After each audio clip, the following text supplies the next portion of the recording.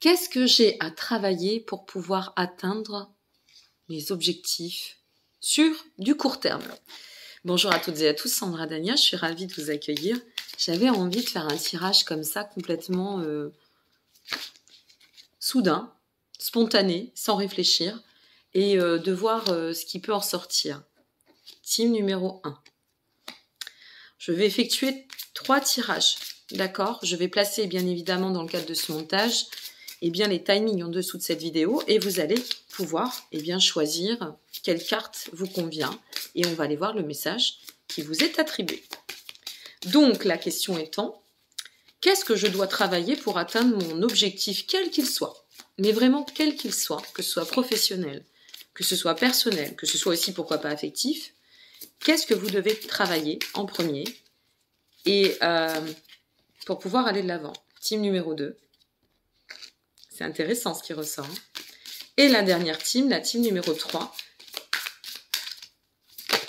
Hop là. Elle est tombée, je suis obligée de faire une pause. Me revoici. Team numéro 3. Allez, c'est parti. C'est bon, vous avez fait votre choix? On est parti. La team numéro 1, qu'est-ce que vous devez travailler pour pouvoir atteindre votre objectif à court terme? J'espère que ma chienne ne va pas aboyer. Ça a l'air d'aller. Bon. Elle grogne. Il y a une voiture. Dès qu'il y a une voiture, elle grogne. Allez, c'est parti, on regarde. Team numéro 1. L'équilibre. Donc, a priori, pour atteindre votre objectif, là, ce qui est essentiel, c'est de pouvoir... Je souris parce que vous devez entendre grogner derrière. Elle fait un peu sa chaude, là, comme si c'était la chienne qui défend tout le quartier, mais en fait, elle est super gentille.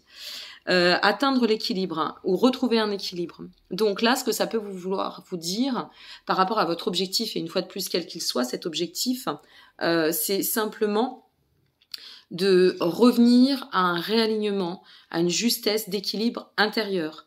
Peut-être, alors je vous donne un exemple, si ça concerne le professionnel, ça peut être bon, finalement je vais là, mais je sais pas trop, mais en fait je veux, et puis en même temps je sais pas, oui mais je suis pas sûre. Non, tant que c'est pas équilibré, tant qu'au fond de vous, vous n'êtes pas sûr, alors maintenez cet équilibre ou revenez à l'équilibre. D'accord? C'est hyper important parce que c'est vrai que si on fait des choix dans la hâte, ou si on fait des choix qui sont juste liés à une volonté de fuir quelque chose et que en nous c'est pas vraiment clair et que c'est pas stabilisé, qu'on part un peu dans tous les sens, on va certainement attirer des choses qui ne seront, ou des situations, ou des postes, ou que sais-je, ou des relations qui ne seront pas pérennes. Ok? Donc pour celles et ceux qui ont choisi une fois de plus le choix numéro 1, qui ont fait ce choix numéro 1, revenez à un état d'équilibre ou rééquilibrez ce que nécessaire avant d'engager ou de pouvoir prétendre ou pour atteindre cet objectif qui vous attend ou que vous souhaitez mener. Ok? L'équilibre. C'est bon? On y va. Team numéro 2. La régénération. Alors, vous avez peut-être besoin de temps de repos. La régénération, ça me fait penser à une situation. Moi, j'avais une cliente, ça va être vraiment un très bon exemple, je pense. J'avais une cliente qui, dès qu'elle arrêtait un job, elle était intérimaire permanente, elle reprenait un job. Elle pouvait pas se poser une journée, c'était la panique à bord. Elle avait toujours cette peur de manquer, ce qui bien qu'elle cumulait son chômage et elle manquait jamais de rien, mais non. Et en fait, il arrive un moment, il faut peut-être poser parce que vous allez peut-être, si c'est le cas, imaginons, vous passez d'un poste à un autre. Alors effectivement, tout le monde n'a pas la possibilité de se permettre de, de rester dans l'entre-deux sans revenu, ou peu importe la configuration. Mais si vous ne vous posez pas pour faire le point, vous allez repartir dans un schéma sans même avoir posé l'énergie, la réflexion, et que ce soit cela ou que ce soit, là je vais vous donner un exemple sur le professionnel, mais ça pourrait être sur le personnel ou l'affectif. Et en fait, comment pouvoir recharger les batteries si nous-mêmes on n'arrive pas à se régénérer? C'est ça en fait, la régénération. C'est ok, je pose l'énergie, je pose mes réflexions, je me pose un peu, je suis pas à une semaine près. Si c'est le cas, si je ne suis pas dans un état de manque, bien sûr, cette guidance ne vaudra pas pour tout le monde, selon configuration, mais au moins prenez ce qui peut vibrer et résonner en termes de conseils. Et là, c'est la régénération. Ça doit passer d'abord par moi, tout comme l'équilibre pour la team numéro 1. Pour la team numéro 2, ça doit d'abord passer par moi, je dois prendre soin de moi, je dois être au clair, je suis désolée pour les problèmes de luminosité, voilà. Je dois être au clair ou me mettre au clair par rapport à mon énergie, cette fois-ci c'est vraiment l'énergie, le bien-être, et puis voilà, repartir dans l'état de régénération. Peut-être aussi la régénération, ça peut faire référence à un nouveau cap, d'accord? Ça peut vouloir nous dire, écoute, régénération, ça peut être aussi un peu un état de renaissance. Donc peut-être que cette régénération, c'est changer de domaine, changer d'activité. D'où l'importance aussi de poser ces réflexions. Changer de cap, changer de vision. Régénérer, c'est aussi régénérer quelque chose. Notre façon de voir les choses. Mais il y a de toute façon un besoin de régénérer, soit dans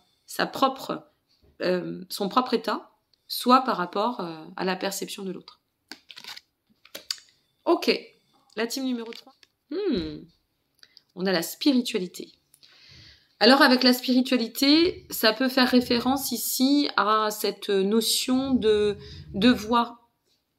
J'ai vraiment... La chienne, elle est terrible. De devoir avoir une vision. Excusez-moi, je vais faire une pause de 2 minutes. Bon, du coup, elle a voulu venir participer au tirage au lit, voilà. Donc, c'est peut-être aussi cette notion... Tais-toi.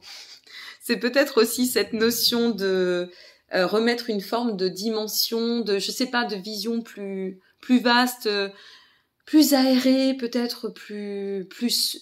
Ouais, j'aime bien ce côté plus sweet, plus coolante, plus fluide, par rapport à ce que l'on a envie de mettre en place, notre objectif. Une fois de plus, c'est la question, hein. Qu'est-ce que je dois travailler pour atteindre mon objectif? Donc ici, avec la spiritualité, c'est peut-être aussi ouvrir la perspective, ou offrir une vision beaucoup plus, peut-être beaucoup moins arrêtée, beaucoup plus lumineuse, ou voir les choses d'une façon un peu différente. Est-ce que vous n'avez pas besoin aussi de lever un peu le pied, de vous dire bon, je peux pas tout contrôler, donc à partir de là, si je peux pas tout contrôler, eh bien je vais simplement me laisser porter. Et puis la spiritualité, moi je trouve, et ce qui me vient vraiment pour vous, c'est cette perception des choses. C'est-à-dire, c'est cette perception des choses qui nous dit, mais en fait, à quoi ça sert de forcer? À quoi ça sert de forcer? Quand tu as fait ce qu'il fallait, tu as fait ce que tu as pu avec ce que tu as. Et donc, à partir de là, c'est peut-être ça aussi la spiritualité. C'est maintenant, je laisse faire et aller, je lâche prise et je fais confiance. Donc, peut-être que vous avez fait ce qu'il fallait aussi. On peut vraiment, il faut voir comment ça va résonner pour vous, ce terme. À vous de l'infuser, mais vraiment, moi, je trouve que c'est important. Donc, par exemple, la team numéro 1, si vous êtes tombé sur cette notion d'équilibre, c'est peut-être vous dire... alors je la reprends, hein, il y avait l'équilibre pour la team numéro 1, régénération pour la team numéro 2, et pour la team numéro 3, spiritualité. D'accord? Donc, à partir de là, c'est de vous dire, je prends le terme et je vois ce que ça va générer en moi. Et donc, j'écoute les conseils, mais en même temps, je vois comment ça vibre en moi. Et là, je vais commencer à travailler. Donc, soit sur mon équilibre, soit sur la régénération, soit sur la spiritualité. Voilà, mes amis. Bon, c'était un petit tirage tout court, tout simple, mais je trouve que c'est intéressant. Il y a tellement de mouvements, une fois de plus, du fait de ces lunaisons et de ces éclipses.